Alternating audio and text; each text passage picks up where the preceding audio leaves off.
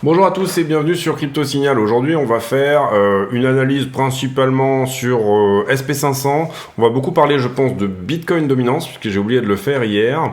Ether contre BTC également. Altcoin season ou pas. Je pense que ça sera ça un petit peu la thématique de la vidéo. Allez, on passe en partage d'écran. J'en profite pour dire à ceux qui le souhaitent de ne pas hésiter à s'abonner, venir nous rejoindre sur le Discord, surtout mettre un like. Ça prend vraiment 2 secondes et si vous le faites, ça aide énormément la chaîne. Donc ça, c'est vraiment important de le faire. Et puis voilà, on est là sur le S&P, on commence un petit peu, ça change un petit peu l'histoire. Vous voyez qu'on ouvre ici en gap baissier sur le S&P, on est en 15 minutes, ça a ouvert il y a de ça 14 heures, ça a ouvert il y a quelques minutes, une demi-heure.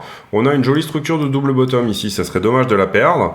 On peut très bien attaquer la jambe de ce mouvement pour éventuellement repartir, hein. Ça c'est pas forcément ici un support, mais en tout cas c'est plutôt intéressant. On ouvre en gap baissier, donc ça veut dire que peut-être, parfois, ça arrive en tout cas. Vous voyez qu'on a des gaps ici à prendre en haut. Alors, est-ce qu'on va le faire tout de suite ou pas, bien entendu. Enfin, est-ce qu'on va le faire là, sur ce mouvement-là? Je ne sais pas. Mais en tout cas, peut-être une structure de bottom. En ce moment, ça corrige un petit peu parce que les investisseurs sont pas forcément ici extrêmement confiants par rapport à First Republic Bank, Crédit Suisse, etc. Même si on réinjecte de la liquidité, eh bien, ici, les niveaux sont pas forcément, tout à fait rassurants, hein, bien évidemment. Ici, peut-être qu'on perdra pas du coup la ligne de coup de SW puisque pour le moment, elle a fait support par 2 fois. On va voir ce que ça dit dans la journée. Si jamais on la perd, on a plutôt des chances de revenir attaquer potentiellement cela. La structure sur S&P, vous le comprenez, elle est à ce stade, en tout cas en time frame 5 minutes, plutôt haussière. Donc on va voir si on ferme ce gap dans la journée. Est-ce qu'on doit attaquer plutôt ce niveau-là ou plutôt ce niveau-là pour y aller? Pour le moment, je n'en sais rien. On va voir au contact de ce niveau plus ou moins ce que ça donne. Donc ça, c'était pour le S&P pour bien donner le ton de la journée. Et du coup, on va attaquer par les news. Aujourd'hui, on va changer un petit peu. Vous le voyez ici, les actions sur la session européenne du Crédit Suisse qui sont retombées encore un petit peu plus. Donc bien évidemment, c'est pas juste ici, on remet au pot, il faut rassurer un petit peu plus les investisseurs. Pour moi, sur la crypto, il n'y a pas énormément de choses, sauf la poussée, bien entendu, de BTC qu'on va traiter juste après. Poussée pendant la session asiatique, et donc ça, bien entendu, on va en parler juste après derrière. Ici, vous le voyez, des choses sur The Block qui ne nous intéressent pas forcément. Ici... Grayscale qui potentiellement va rentrer du Ethereum Proof of Work. Je regarderai ça après tout à l'heure et je vous en parlerai éventuellement. Ici, vous le voyez, Ready to Send Cash to London. C'est pas énorme non plus, des news sur la Russie, des choses comme ça. Ici vous voyez cette forte correction des futurs juste avant qu'on ait ouvert en fait la session américaine réellement. Donc maintenant on parle vraiment de baisse des futurs alors que les reste allongé, on va dire, link to linger, c'est rester en place, quoi, voilà, les incertitudes autour du secteur bancaire qui restent en place.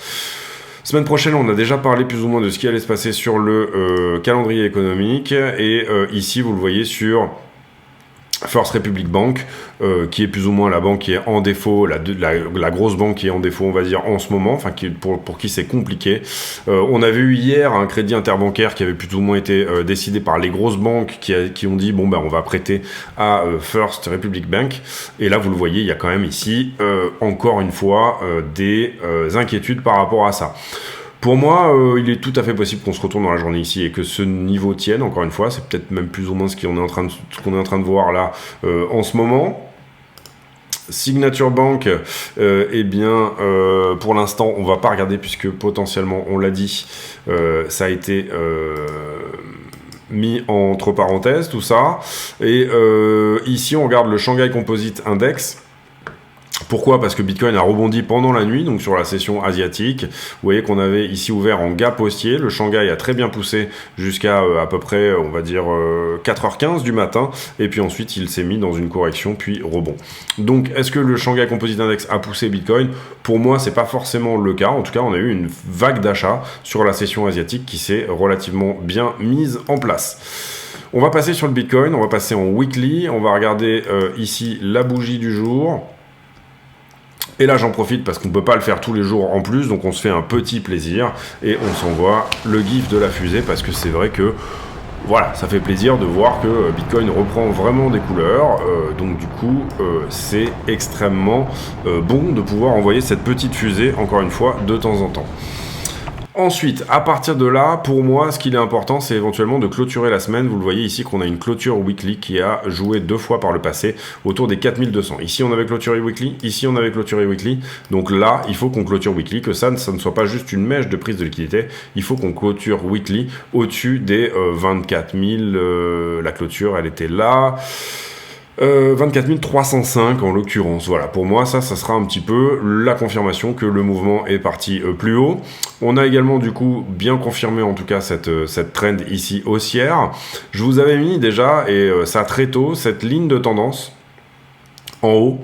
Et vous voyez que ça nous donne peut-être un canal, donc peut-être qu'on va faire des choses qui ressemblent à ça. Vous le savez ici que potentiellement sur cette figure-là, on va dire, c'est-à-dire une épaule, tête-épaule inversée en weekly, qui désormais est en train de casser si on confirme la clôture weekly, donc ce dimanche, et bien du coup on aura une target qui sera quelque part ici, c'est-à-dire autour des 41 000 $. Ça correspond également à une zone de short logique. Pourquoi ? Parce que là, on avait délivré très fort, mais on avait très peu corrigé vers le haut. D'accord ? Donc on n'a pas nettoyé, vous le voyez, je l'avais écrit là et c'est resté sur la charte depuis un bon moment. On a effectivement un gros level short à venir nettoyer autour des 40 000. À voir si c'est ce que le prix nous donne, c'est-à-dire est-ce qu'il est en train d'attaquer cette jambe-là. Pour le moment, il est juste en train d'attaquer le pic suivant. Le pic suivant, c'est quoi ? Et on va descendre dans les time frames. Comprenez bien ici également que, en descendant dans les time frames, je vais vous expliquer. La daily, elle a changé de caractère ici, c'est-à-dire qu'elle elle était baissière quand on a fait ça, puisqu'on avait perdu ce point-là, d'accord ? Et là, elle est repassée avec un caractère haussier, mais elle n'a pas prouvé que sa structure était désormais haussière. Ça s'appelle un break of structure. On aura le break of structure quand on aura redessiné un creux majeur ici, et quand on aura le break of structure, il se fera ici quand on repassera à nouveau, et qu'on repassera bien entendu dans une structure daily haussière. Donc pour la daily, ça il faut bien le comprendre, la daily n'est pas encore haussière, elle change de caractère. Deuxième chose également, la 4 heures. Donc on descend sur la 4 heures, et encore une fois on étudie la structure de la 4 heures. La 4 heures pour le coup elle a fait sa cassure au niveau de la structure, puisque on a eu ça, ici elle avait changé de caractère, là elle a fait son nouveau creux, et là la 4 heures elle est en train de refaire un nouveau plus haut, donc on a un break of structure qui est ici. Donc la 4 heures désormais est haussière, ce qui nous donne pour nous, en fonction de la time frame que vous jouez bien évidemment, une direction préférentielle longue, ok ? Donc ça c'est important, direction préférentielle, on est dans du long. Ça n'empêche pas de chercher du short, mais en tout cas on sait que la direction préférentielle est longue. Troisième chose importante, peut-être qu'on arrive sur une forme de résistance, ici vous le voyez avec toute cette ligne-là, qui pour le moment avait repoussé le prix, vous le voyez ici une fois, 2 fois, 3 fois, 4 fois, 5 fois, 6 fois, 7 fois. Là on ne peut pas compter qu'elle est touchée, mais pour le moment, attention dans la zone qui est là, et je l'ai noté ici dans cette zone-là. Est-ce qu'on n'arriverait pas sur un point de résistance, à la fois sur ce niveau-là, mais à la fois également sur le pic précédent, qui pourrait éventuellement, au moins temporairement, nous rejeter. De manière à quoi ? De manière à rester, encore une fois, dans une 4 heures potentielle haussière, c'est-à-dire ici, venir chercher quelque chose comme ceci, ou alors retourner la 4 heures, éventuellement venir chercher un creux majeur plus bas pour la daily. Ok, là vous me suivez dans les time frames quand je vous dis les choses comme ça. En tout cas, on attaque un creux ici, un pic plutôt. Ça c'est un pic qu'on est en train d'attaquer. Pour le moment, on ne sait pas si ce pic va tenir ou repousser.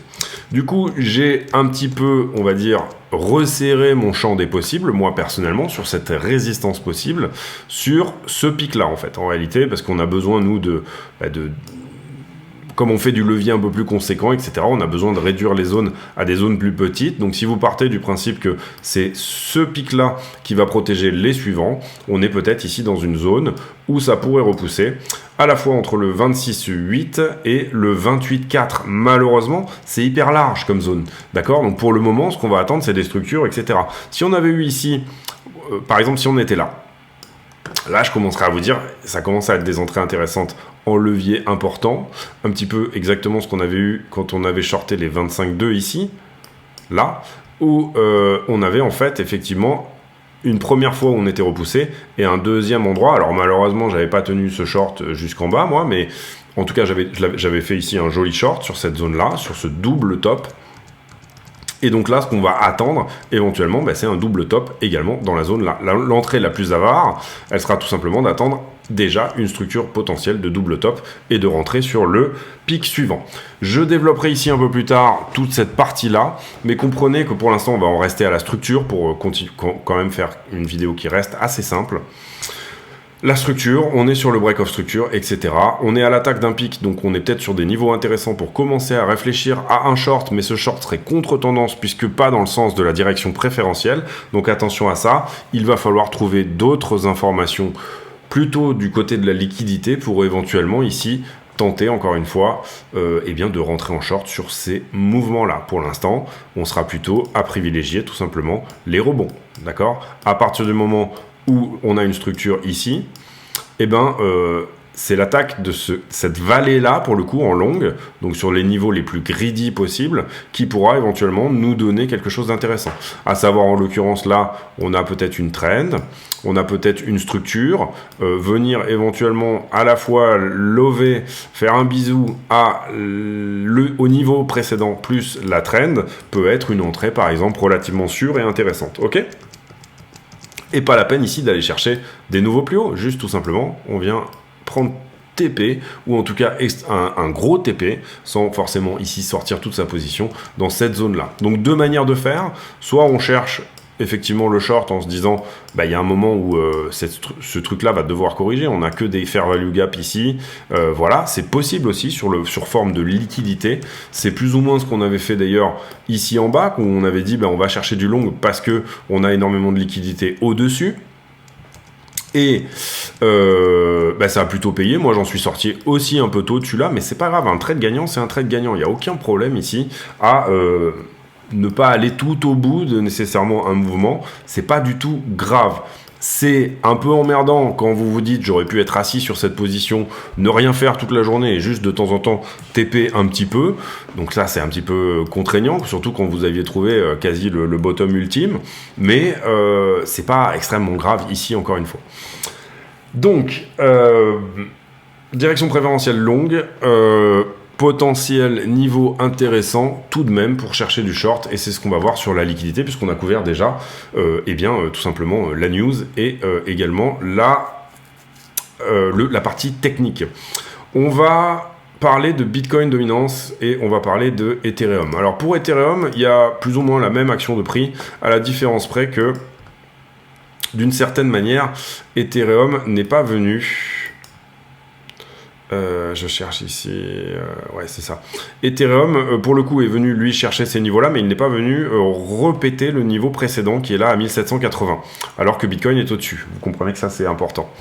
Deuxième chose aussi sur Ether, on est au contact de quelque chose qu'on n'a pas encore contacté jusque-là. C'est la trend ici. 1, 2, vous le voyez là. Alors, on se fait repousser ici par 2 fois pour l'instant. Pour moi, j'ai des targets, vous le savez, sur Ethereum qui sont plutôt autour des 2000, etc. D'une certaine manière, on a quand même également plus ou moins la même épaule tête-épaule inversée, vous le voyez ici. La target de cette épaule tête-épaule inversée sur Ethereum, vous pouvez la tracer vous-même, maintenant que vous comprenez un peu l'idée, mais si on perfore au-dessus de ce niveau-là, elle est à 2631 à peu près. Le gros niveau short sur Ethereum qui n'a pas été nettoyé, celui dont je vous parlais sur Bitcoin précédemment, il est sur toute cette descente-là. Donc là, on a toute une descente où on n'a pas nettoyé de shorter. Vous comprenez que le rebond ici, il est vraiment minime, il n'y a rien. Donc tout là, il y a énormément de shorters à venir prendre, ce qui nous donne une zone de rechargement globalement entre les 3003 et les 2004. Mais pour le moment, target privilégié, si on était sur un grand swing, c'est pas mon cas, mais si on était sur un grand swing sur Ethereum, entre guillemets, depuis à peu près ces zones-là, les zones des $1000, etc. D'abord les 2000, ensuite 2004 et dernièrement, la dernière target 3003. Avec un gros TP potentiellement à 2006. Voilà pour Ether, on va pas... globalement, la price action est la même, sauf que cet élargissement est beaucoup plus resserré. Comprenez bien qu'ici, du coup, pour le coup, sur Ethereum, la résistance potentielle, elle est à peu près à 1814. Donc si là on pousse, même un peu plus maintenant, 1817 par là, si là on pousse et qu'on se fait repousser, excusez-moi, on aura peut-être quelque chose d'intéressant à prendre ici. Bitcoin dominance, Bitcoin dominance, on est là. Alors, Bitcoin dominance, on est dans un range dans le range un petit peu. Je vais vous le mettre en daily. On a ce petit range ici qui est en train de se faire depuis mai 2021, dans un grand range qui est plutôt en train de se faire depuis, on va dire, 2018. Grand range, vous le voyez, pourquoi? Parce que là, on a une touche en haut, une touche en bas, etc. Voilà, on pourrait éventuellement même y voir d'autres choses, mais globalement, on va dire que la tendance sur la dominance sur BTC, depuis en tout cas janvier 2021, elle est baissière. Ok, on avait une dominance ici en janvier 2021 qui était à 73% sur Bitcoin, et là, on est à peine à 50%. Pour moi, le scénario privilégié ici à ce stade, c'est que Bitcoin vienne retoucher les 50%. Vous le savez, j'aime bien prendre les ranges pour des figures de continuation. Donc en l'occurrence, ça nous donnerait ici plutôt une sortie par le bas de ce range et que Bitcoin termine à ce stade, en tout cas autour des 35% de dominance. Ça ne veut pas dire que le prix va à zéro, etc. Ça veut plutôt dire en tout cas qu'on pourrait avoir une Bitcoin season pendant un certain temps, sur fond de régulation, hein, d'ailleurs c'est commodity ou security, attaque de la SEC, etc. Là c'est le juge qui va plus ou moins décider. Gary Gensler décide d'attaquer en justice, mais il ne décide pas de la décision de justice qui sera prise. Et donc il y a tous les tests, effectivement, de décentralisation, tests de oui, etc. Toutes ces choses-là. Mais c'est pas la question. Ici la question pour moi, c'est qu'on pourrait ici revenir jouer avec les 48% de dominance. Donc là vous voyez qu'on en est quand même très proche. Et éventuellement derrière avoir une très belle alt season avec notamment, si on regarde, c'est une potentialité, hein, mais c'est le scénario que je vais jouer plutôt en l'occurrence. On avait dit ici que ça c'était plutôt bullish, donc potentiellement ici encore une fois revenir jouer avec les 48 c'était plutôt une bonne option. Et puis derrière, peut-être qu'on aura soit des bonnes nouvelles, etc. Je ne sais pas quelle va être la narration, mais en l'occurrence, ce qu'on peut voir éventuellement sur l'Ethereum dominance, c'est que sur l'Ethereum dominance, on est en train de frapper à la porte depuis un bon moment maintenant, et ce avec des figures qui sont plus ou moins des figures bullish quand même, épaule tête épaule, ce genre de choses. On est en train de taper à la porte des 20%, et ça fait un bon moment qu'on y est. Ce faisant, on dessine une espèce de tas séance. Alors vous allez me dire, c'est pas du prix, donc tu regardes une dominance, donc tu es en train d'analyser. Oui, moi je me permets tout analyser parce que je pense que tout est intéressant à analyser. Et en l'occurrence, en tout cas, puisque là il faut le voir comme Ethereum contre toutes les autres monnaies, en l'occurrence, en tout cas, on a ici peut-être des structures intéressantes. Peut-être des structures intéressantes, et encore une fois, c'est pas sûr. Il va falloir péter les 20%. En effet, effectivement, à chaque fois qu'on touche les 20% ici, soit il y a quelque chose qui se passe de pas bien sur Ethereum, soit il se passe quelque chose et ça ne casse pas.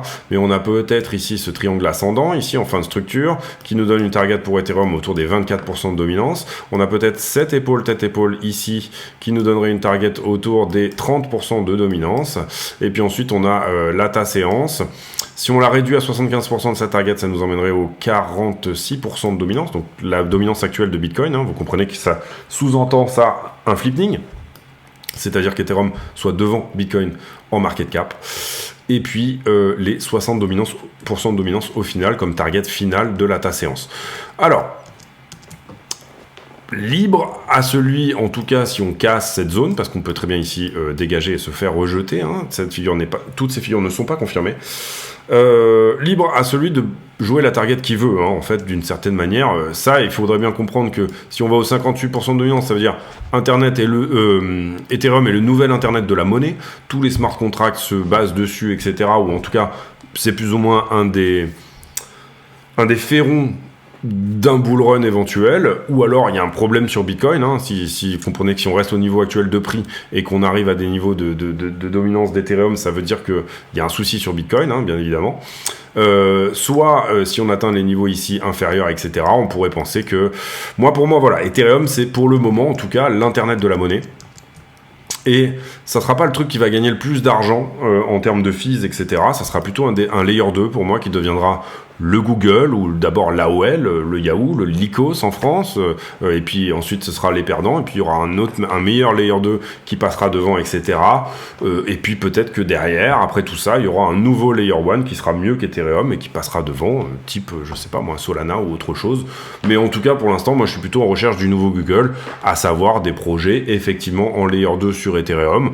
Donc je suis relativement exposé à Ethereum, mais surtout je suis relativement exposé, et ça depuis relativement longtemps également, parce que c'est ma narration depuis longtemps, notamment pré-Bull Run 2020, c'était déjà ma narration. C'est pour ça que j'ai eu une forte exposition à Matic. C'est pour ça que j'ai eu une forte exposition à, par exemple, DOT également. Et c'est pour ça que désormais, j'ai aussi une exposition sur, par exemple, Boba, Optimistic, des choses comme ça. Parce que je pense que peut-être ça peut être intéressant ici d'avoir des expositions sur des Layer 2 qui sont ceux sur lesquels l'argent va couler à flot, tout simplement, en termes de fees. C'est mon avis, ça doit pas nécessairement être le vôtre, encore une fois. En tout cas, on voit qu'effectivement, là, il y a une résistance. Et si de toute façon, on la casse, on a des chances de pas s'arrêter à 20% et peut-être d'aller jouer avec les 30. Si jamais, ici, je vous rajoute la Bitcoin dominance,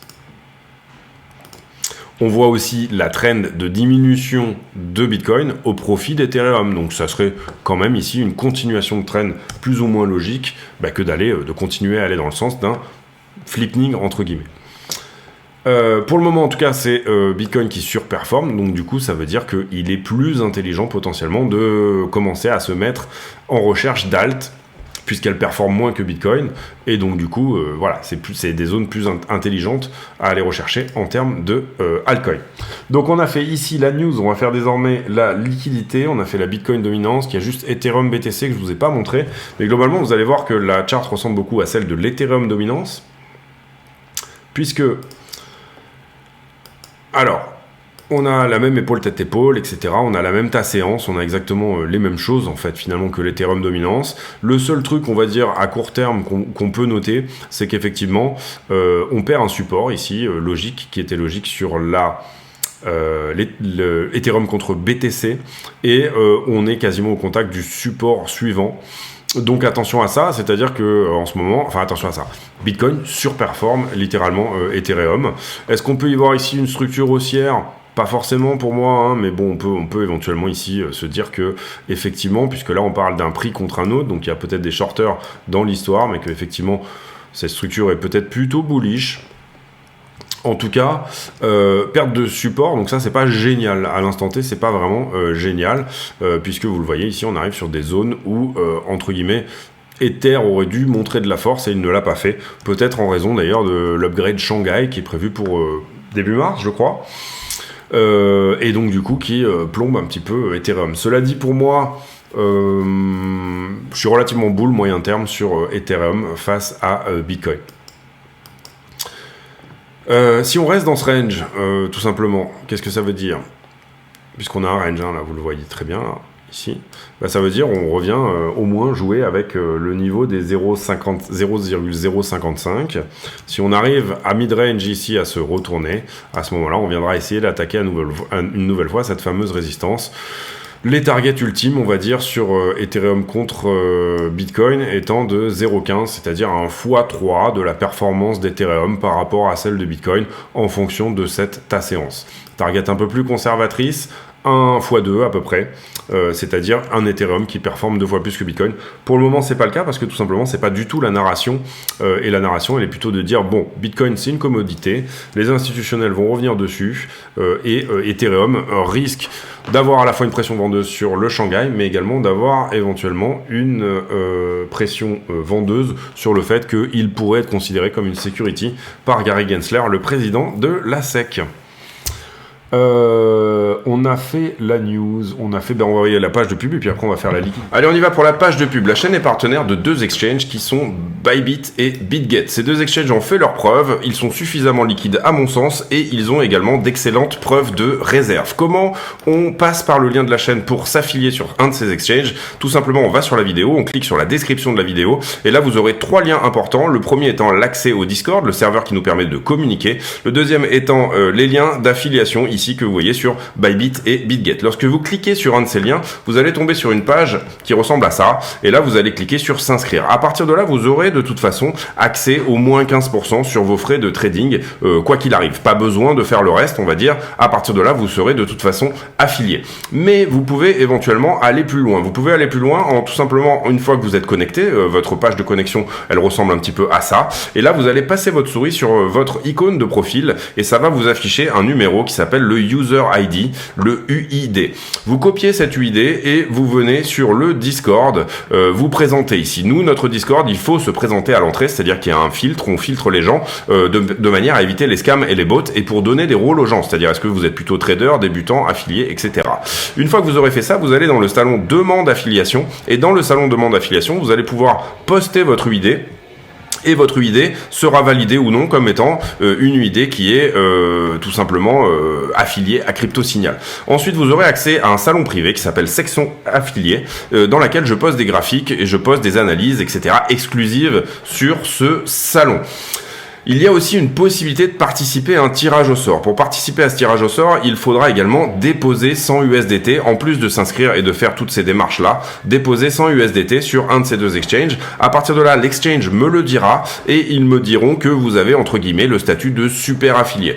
Le statut de super affilié, vous n'êtes pas obligé de trader ces 100 USDT d'ailleurs, hein, ils peuvent très bien juste rester sur la plateforme quelques temps, le temps que vous soyez validé, et puis une fois que vous êtes validé, vous pouvez les enlever, vous en faites ce que vous voulez, mais ça vous permettra de participer à un tirage au sort tous les 20 affiliés de 200 USDT. Donc le premier tirage au sort, il sera sur 20 affiliés, le deuxième sera sur 40, une chance sur 40 de gagner 200 USDT, le troisième sera sur 60, une chance sur 60, etc.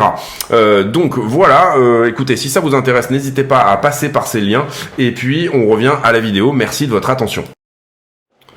Allez, donc on enchaîne sur la liquidité, en l'occurrence, vous le voyez hier, 160 millions de liquidés, donc une journée normale plus. 90 millions sur BTC, donc énormément d'open interest sur BTC par rapport aux autres. C'est normal, ils performent plus, il y a plus de vol sur BTC presque sur les autres. Et du coup, ici, vous le voyez, quasi que du short, hein, de liquider, c'est normal. On a eu une jolie bougie, donc ça envoie un petit peu le pâté au niveau price action. Carnet d'ordre, les ordres ont disparu ici à l'achat. Donc attention, dans la mesure où on pourrait retracer plus, on pourrait retracer beaucoup plus. Deuxième chose ici, on avait du spoofing ici qui s'était mis encore, que c'était peut-être même pas du spoofing, puisque vous le voyez, la bougie s'est énormément rapprochée des ordres ici, ils n'ont pas été pris. Et puis, à l'instant T, on a quelques petites choses qui sont rajoutées effectivement en dessous, et on n'a rien à la vente au-dessus. Donc carnet d'ordre relativement vide, on peut encore une fois en parler. Rien, mais vraiment rien de rien, avant, on va dire, la zone des 2300, 22,5 par là, mais on n'a vraiment pas grand chose ici, et y compris, vous le comprenez, jusqu'à 40 000. Mais bon, après, il y aura des ordres ici qui vont venir s'additionner à la vente, mais pour le moment, on a vraiment un carnet d'ordre qui est littéralement vide. Je vous ai déjà préparé les niveaux de... les niveaux sur BTC, tout simplement, parce qu'ils sont relativement faciles à voir. Ah non, je les ai pas fait, pardon. Ah, je les ai pas fait sur BTC. Je les ai fait sur ETH, je les ai pas fait sur BTC. Je commence à réfléchir à un trade sur ETH, c'est pour ça.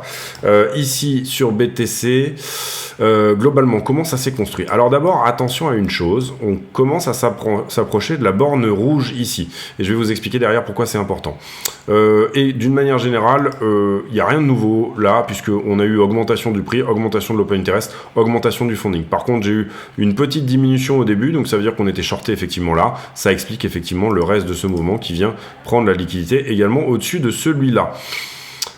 Pour l'instant, le prix diminue ici, mais j'ai un funding qui augmente, donc ça veut dire que le bas de ce niveau est relativement longué. Donc on va rajouter ce niveau-là. Et il y a probablement du short au-dessus, mais on va pas le noter parce que pour moi, il n'est pas non plus extrêmement conséquent, étant donné qu'on était plutôt ici sur de la fermeture de short. Donc le funding a augmenté en raison de ça. Donc on va sauver ça, on va passer sur Ether.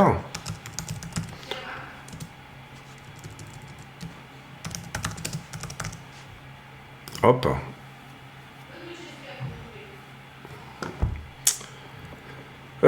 Et sur Ether, ce que j'ai noté, c'est plus ou moins du long sur ce niveau-là, vous le voyez ici. Alors, je pense que c'est un bug, hein, ici sur CoinAlyze, parfois il y a des bugs. Je pense pas ici qu'il y ait réellement eu fermeture-ouverture, sinon on aurait une vraie réaction sur le funding qu'on n'a pas eu, donc je pense que c'est un bug. Ça arrive parfois sur CoinAlyze. Et ensuite, globalement, vous le voyez, on s'est fait un petit peu longuer dans cette zone-là, bon, même si ça suit plus ou moins le prix, puisqu'on a clôturé effectivement du short. Donc voilà, et on avait un niveau de short à prendre à peu près par ici, et désormais il a été pris. On a eu également du short qui s'est créé là, mais le niveau a été pris, donc pour le moment on est cohérent pour moi en regardant tout ça. Je vais juste revenir sur BTC pour vous expliquer cette histoire de la borne rouge qui est relativement importante pour moi et qui est plus ou moins un endroit où quand même on peut peut-être se dire que ça commence à être intéressant de ne pas jouer nécessairement la direction préférentielle. Pour le moment, moi je suis off market, j'ai rien touché sur les derniers jours. Je regarde un peu plus ou moins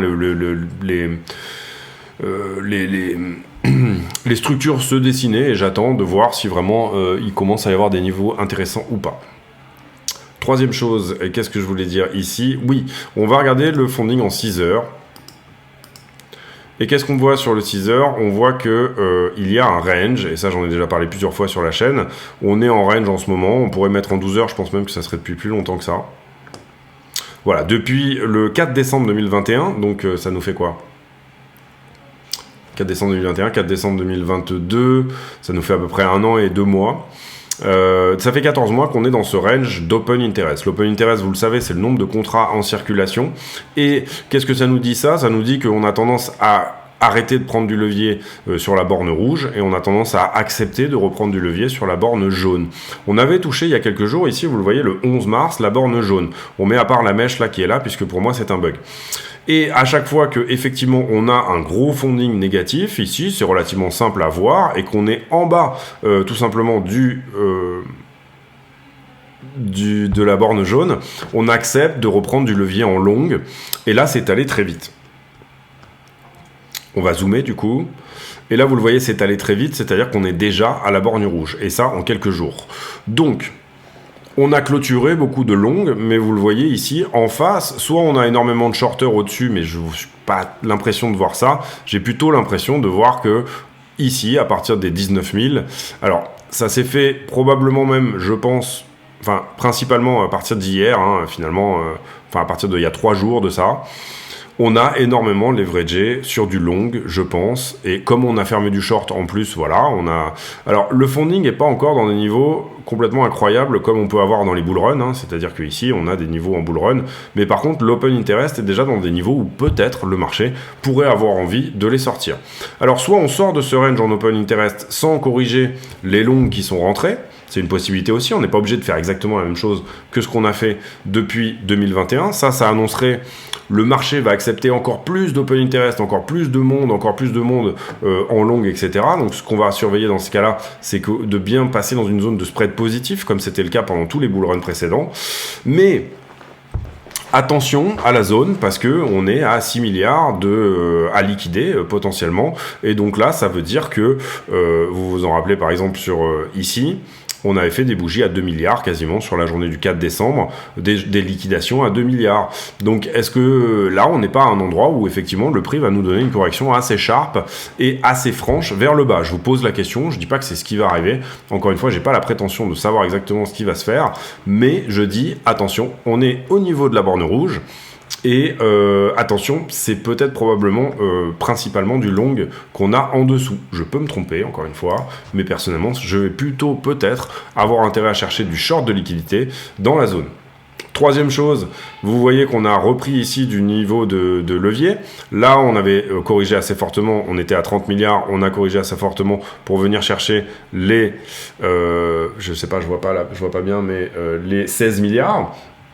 Donc là, on peut se dire que potentiellement, revenir jouer avec un niveau de 24 à minima pourra nous ramener également une première fois peut-être aux 16 milliards. Donc j'aurais tendance ici moi à jouer le short jusqu'à la zone des 23,8, peut-être 24. Après vous allez voir que quand on va rentrer un petit peu dans le sujet, c'est peut-être pas forcément la zone la plus cohérente. Pourquoi ça? Parce que vous le voyez quand je vous affiche que les x100, finalement on n'a pas beaucoup de monde. La plupart ont été corrigés instantanément sur ces zones-là et on n'a pas énormément de monde jusqu'à 24. Donc le vrai du vrai, il est plutôt dans la zone des 22,5, zone que je vous montre du doigt depuis quelques jours déjà. Donc c'est peut-être le moment ici de commencer à réfléchir à ça. Sur Ether, malheureusement, c'est pas non plus incroyable l'open interest qu'il y a sur Ether, mais on en a 7,7. Vous voyez ici qu'on avait nettoyé cette 2. On a nettoyé encore plus au 3,80. Et là, on est en train de réintégrer le 7,7. Donc je dis attention dans la zone parce que voilà, et sur Ether c'est un petit peu la même chose. Vous voyez qu'on voit du levier ici, mais si je vous enlève et que je vous garde que les x100, Attention également parce que du coup j'ai l'impression qu'une bonne partie a été nettoyée. Alors il y en a, mais vous le voyez que la densité au niveau des x100, elle se trouve plutôt ici et elle se trouve plutôt ici. Donc en l'occurrence sur Ether 1005 et ici 1006 quoi, 1613. Alors je dis pas que c'est nécessairement ce qui va se passer, s'il y a une très forte demande au spot, si les choses se passent bien, et en ce moment c'est plutôt la demande au spot qui empêche de faire les liquidités dans l'autre sens, mais vous le voyez ici sur les liquidations 12 heures, eh bien on a ici, on a pris que du short, il reste que du long, ça c'est les 12 heures sur BTC, sur la 7 jours, vous le voyez également, et c'est pour ça que je dis attention dans la zone. Après, je peux encore une fois tout à fait me tromper, mais on a nettoyé quasiment tout ce qu'il y avait en one week, et je vous avais donné les 27,2 comme étant pour moi le niveau sur lequel il faudrait peut-être vraiment commencer à réfléchir à shorter. On a fait 26,9, on a fait 27. Pour moi, j'attends les 27,2. Ici, vous le voyez, pas énormément de choses à liquider entre-temps. Donc c'est ça qui pourrait... une toute petite structure baissière qui renclenche du short peut nous faire repartir un peu plus haut. Et ici, à l'inverse, vous le voyez, 23,7 et 19,5, c'est là où effectivement on a toute cette charge, entre guillemets, virale de l'open interest qui prend cette fameuse... qui va de la borne jaune à la borne... je vais y arriver. En quelques jours, qui va de la borne jaune à la borne rouge, voilà. Donc je dis attention simplement, car au niveau liquidité, si jamais la demande au spot n'est pas incroyable, on a peut-être ici des chances de venir visiter 22,5 et même potentiellement de pousser jusqu'à 19, malheureusement. Après, ça fait plusieurs jours que je dis ça fait plusieurs jours que je dis attention. Je peux encore une fois me tromper et j'ai aucun problème avec le fait de me tromper tout simplement parce que je pratique des entrées extrêmement maîtrisées. Vous le voyez là par exemple, je suis pas rentré une seule fois sur tous les niveaux qu'on a pu avoir ces derniers jours. Donc du coup, voilà, je fais attention à ce que je fais. Ici, sur la 12 heures, sur Ether, je suis bien sur la 12 heures, oui, c'est ça. Encore un petit truc à nettoyer, puisqu'il n'a pas pris le plus haut précédent, Ether, pour le coup. Encore un petit truc à nettoyer du côté des 1008. Et en bas, 1670 sur la 12 heures pour du mouvement court terme, on va dire. Et puis, sur la 7 jours, encore un petit truc à nettoyer également autour des 1840. Et en bas... dans la zone des 1003 et potentiellement la zone des 1005 et la zone des 1006, encore une fois, sur la 7 jours, ça aurait du sens sur Ethereum. On va revenir sur le prix, on va faire la conclusion. Le prix, on va le prendre ici. On va se mettre en 2 heures, 4 heures. Alors, notion de prix ici. Problème étant que là, j'ai pas un niveau très cohérent, moi, pour shorter. Si j'avais vraiment quelque chose de plus propre avec moins de volatilité, on est encore un peu dans la jambe du mouvement, donc peut-être que le short, il est plus cohérent dans des zones plus avares, tout simplement. C'est-à-dire ici, vers la zone des 30 000. Ça veut dire que, à ce stade, on peut commencer peut-être à se dire, en fait, ça va casser. Ou alors, même, on va tenir dans la zone jusqu'à tout simplement venir éventuellement chercher des niveaux plus importants, hein, pourquoi pas. J'aurais quand même, moi, tendance à tenter une entrée short peut-être sur cette zone-là, au moins pas forcément pour revenir prendre je ne sais quoi sur ce mouvement, mais au moins pour voilà, libérer un petit peu, ou revenir retester les 25,2 par exemple, ce genre de choses. Ça, c'est une première chose. La deuxième chose, c'est que la direction préférentielle, elle est longue, d'accord ? Donc, il ne faut pas essayer de shorter 50 000 fois un bambou comme ça ne sert à rien, d'accord ? Il faut shorter un retournement de structure. Donc, on va aller faire un tour sur le 5 minutes. Sur le 5 minutes, on n'est pas nécessairement sur le retournement ultime. Vous voyez qu'on est peut-être sur un flag, on est peut-être aussi sur quelque chose qui, effectivement, est en train de se retourner. En tout cas, sur la 5 minutes, vous voyez, entre guillemets, que... Hop. On a une 5 minutes qui est potentiellement en train de passer baissière, d'accord ? Donc à ce stade-là, soit vous jouez le double top, celui qui veut vraiment shorter, le niveau le plus avare à ce stade, ça serait de jouer le double top, ou soit vous jouez des niveaux précédents dans les time frames d'avant qui viennent attaquer le creux ultime qui va être même au-delà de ça. Pour moi, il est plutôt même à 29-30, quoi, voilà. Donc ça peut être un short pour un petit short de soulagement, revenir par exemple tester les 25,2, vous voyez que ça nous fait quand même une amplitude de quasiment $2000, ça peut être un super trade. Et il y a quand même quelque chose à libérer, probablement sous les 24, d'accord? Là, sous la structure, il y a un truc à venir prendre. Vous comprenez qu'ici, il y a peut-être une prise de liquidité à venir faire dans cette zone-là, d'accord? Donc ça serait pour moi une zone, en tout cas, si jamais vous rentrez dans le bon short ici, une zone de TP relativement logique. Si jamais on doit nettoyer énormément de liquidité, c'est 22,5, d'accord? Et vous comprenez ici que le niveau le plus cohérent, ok? Ici, on a une trend 4 heures, je vais vous la montrer en 4 heures. Il y a peut-être un niveau cohérent à jouer ici sur garder la trend en 4 heures ici. D'accord. Attaquer éventuellement, encore une fois, le niveau à 25,2 et potentiellement le niveau à 24. Ça voudrait dire que le prix pourrait nous donner quelque chose comme ça. Ça ne remet pas en cause la 4 heures. La structure 4 heures, vous le voyez, elle reste haussière, d'accord? Mais on joue le soulagement de la liquidité vers le niveau des 24 en 4 heures. Pour moi, il y a encore de la liquidité encore en dessous, mais ce qui va être le juge de paix ici, c'est combien de gens rentrent en short à partir du moment où ils voient ce mouvement-là arriver. Et là, je peux pas vous dire, j'en sais rien. Donc, c'est là qu'il faut suivre son trade, suivre la liquidité, regarder un petit peu ce qu'elle fait éventuellement. Mais il est tout à fait possible pour moi d'aller attaquer ici ce niveau-là, qui est à 22,5. Vous voyez, il y a un petit pic ici. Et pour l'instant, moi, c'est ma target, c'est-à-dire plutôt, on va dire, la trend suivante. Il y a deux trends là, je sais pas si vous les voyez. Merde. Non, c'est bon. C'est juste pas la bonne time frame. Ok, hop. Autant pour moi. Il y a deux trends et elles sont pas cassées. Il n'y en a aucune qui a été ni retestée ni cassée. Il y a celle-ci et il y a celle-ci. Pour moi, j'aurais peut-être plutôt tendance à jouer le niveau des 22,5. Maintenant, pour l'instant, je regarde. Pour l'instant, ça n'arrive pas.